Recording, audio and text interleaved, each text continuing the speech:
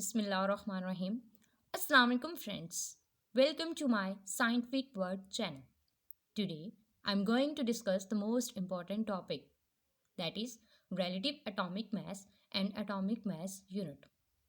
So before starting the video, please subscribe my channel and press the bell icon for latest updates. Let's start. First of all, what is relative atomic mass? The relative atomic mass of an element is the average mass of the atoms of that element as compared to 1/12 the mass of the atom of carbon 12 isotope. Means कि जो relative atomic mass है किसी भी element के atoms को जब हम compare करते हैं कार्बन 12 के 12th आइसोटोप के साथ, मीन्स कि जब जो कार्बन 12 है हमारे पास उसका जो 12 यूनिट होगा उसके मैस को के साथ जब हम किसी भी एटम के मैस को कंपेयर करेंगे तो हमारे पास उस एटम का जो रिलेटिव एटॉमिक मैस है वो फाइंड आउट हो जाएगा। सबसे पहले हम देखते हैं कि रिलेटिव मैस क्या है। जैसे कि नेम से शो हो रहा है कि इसमें हम क्या करेंगे, रिलेट या कंपेयर करेंगे। मीन्स कि अगर हम किसी एक चीज़ का मैस जो है वो फाइंड आउट करना चाहते हैं तो हम उस चीज़ को किसी स्टैंडर्ड यूनिट के साथ कंपेयर करेंगे और इस तरह हमारे पास क्या आ जाएगा, उस चीज़ का जो है वो मैस आ जाएगा। जैसे कि अगर हम जाते हैं शॉप पे तो हम शॉपकीपर से कहते हैं कि हमें जो है वो 1 kg एप्पल चाहिए, तो वो क्या करेगा कि विंग बैलेंस पे एक साइड पे एप्पल्स को रखेगा और दूसरी साइड पे क्या करेगा 1 kg को रखेगा। जो 1 kg का बाइट और जब एप्पल्स का जो दूसरी साइड पे जो एप्पल्स पड़े हैं इन दोनों में जब बैलेंस हो जाएगा या इन दोनों के सेंटर में जब वो इक्विलिब्रियम हो जाएगा तो वो क्या कहेगा कि अब ये जो एप्पल्स हैं ये हमारे पास कितने हैं 1 kg हैं। मीन्स को जो रिलेटिव मैस है एप्पल्स का वो कितना है हमारे पास 1 kg। तो ये एक स्टैंडर्ड यूनिट है जिसके साथ हमने क्या किया है, एप्पल्स के मैस को क्या किया है, रिलेट किया है या कंपेयर किया है। तो इस तरह हमारे पास क्या आ गया, रिलेटिव मैस आ गया एप्पल्स का। अब अगर हम जो है वो रिलेटिव एटॉमिक मैस को फाइंड करना चाहते हैं, मीन्स कि अगर हम चाहते हैं कि हमारे पास जो है ना वो एक एटम का जो है वो क्या हो, हमें उसका जो मैस है वो कैसे पता चलेगा। अब एटम जो होता है वो बहुत ही छोटा होता है। मीन्स कि ये जो है जैसे कि हमारे पास एक डॉट है, अब इस डॉट के जो है ना अंदर मिलियंस ऑफ एटम्स होंगे। तो अब इतने छोटे से एक एटम को हम जो एक 1 kg यूनिट के साथ तो कंपेयर नहीं कर सकते। मीन्स कि अब 1 kg अगर एक साइड पे रखें और दूसरी साइड पे अगर हम एटम रखें तो क्या इससे हम जो है वो एक एटम का मैस जो है वो फाइंड आउट कर सकते हैं?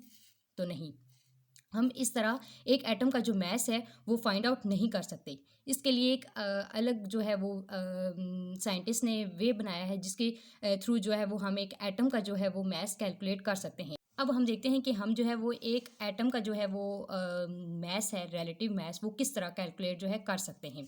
तो इसके लिए साइंटिस्ट ने क्या किया कि एक स्टैंडर्ड यूनिट लिया है, जैसे कार्बन 12 जो आइसोटोप है उसका जो 12th पार्ट है उसको इन्होंने एक एज अ स्टैंडर्ड यूनिट लिया है। अब देखते हैं कि जो कार्बन 12 है इसका क्या मतलब है।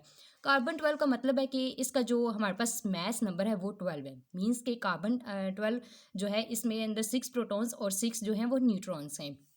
कार्बन 12 जो है वो आइसोटोप, वो कार्बन का एक आइसोटोप है। जैसे कि कार्बन के 3 आइसोटोप्स हैं, C12, C13 और C14। तो यहाँ जो C12 है वो हमारे पास क्या होता है, अबंडेंस में प्रेजेंट होता है। तो इस वजह से हम इसको जो है वो यहाँ पे लेते हैं। तो C12 आइसोटोप लेते हैं, इसको क्या करते हैं हम 12 पार्ट्स में जो है वो डिवाइड कर लेते हैं।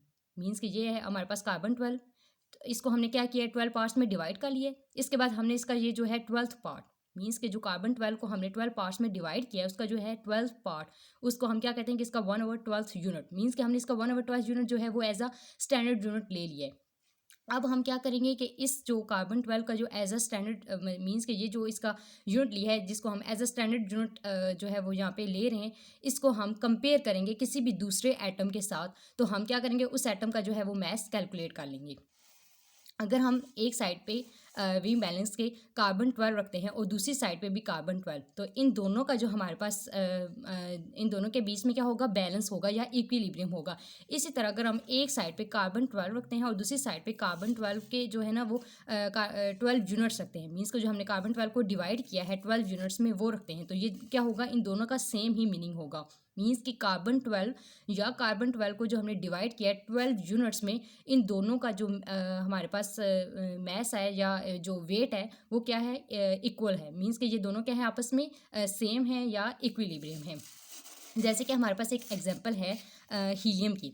अब हीलियम का जो एटम है, अब इसका हम जो है रिलेटिव एटॉमिक मास वो किस तरह कैलकुलेट करेंगे कि एक साइड पे हम अगर हीलियम को रखें तो दूसरी साइड पे इसको बैलेंस करने के लिए अगर हम यहाँ पे 1 या 2 जो है वो यूनिट्स रख देते हैं कार्बन 12 के, तो ये बैलेंस नहीं होगा। जब तक यहाँ पे हम 4 जो है वो यूनिट्स रखते हैं कार्बन 12 के और इस साइड पे हीलियम, तो ये क्या होगा, इक्विलिब्रियम में आ जाएगा और बैलेंस हो जाएगा। तो इससे हम ये बता सकते हैं कि जो हमारे पास हीलियम है उसका जो है रिलेटिव एटॉमिक मास वो कितना है, 4 AMU।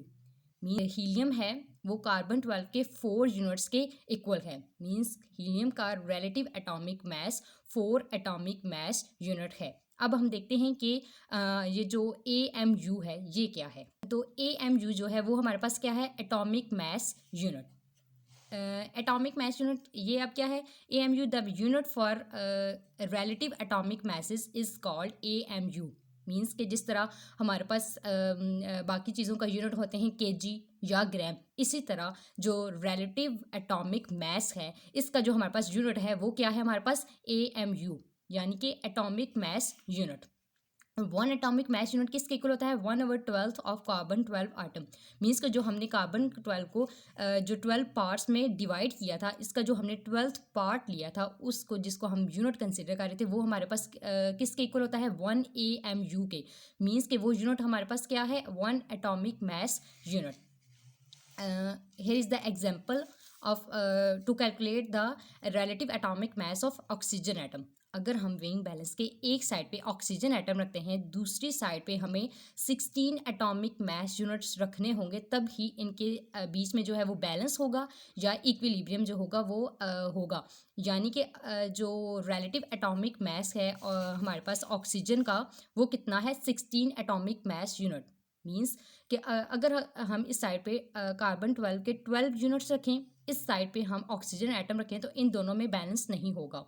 हमें यहाँ पर एक्स्ट्रा 4 जो है वो कार्बन 12 के यूनिट्स रखेंगे। मीन्स कि यहाँ पे जब 16 यूनिट्स हो जाएंगे या 16 एटॉमिक मास यूनिट हो जाएंगे, तो हमारे पास क्या हो जाएगा, ऑक्सीजन एटम का जो है वो मास आ जाएगा। जब मीन्स कि हमने यहाँ पे क्या किया है, ऑक्सीजन एटम को रिलेट किया है यहाँ पे किसके साथ, कार्बन 12 के यूनिट्स के साथ। जो हमने कार्बन 12 को वो डिवाइड किया था यूनिट्स में, इसके साथ हमने क्या किया, यहाँ पे कंपेयर किया है। तो हमारे पास क्या आ गया, relative atomic mass of oxygen atom वो कितना है, 16 AMU। Means 16 atomic mass. Next हम देखते हैं कि जो है 1 AMU में कितने ग्राम्स होते हैं। जैसे कि 1 kg में 1000 ग्राम होते हैं। इसी तरह 1 AMU में 1.66 इंटू 10⁻⁻24 ग्राम होते हैं। फॉर एग्जाम्पल अब हीलियम है, जैसे कि हमने देखा था हीलियम का हमारे पास क्या आया था, relative atomic mass 4 AMU। Means 4 atomic mass unit.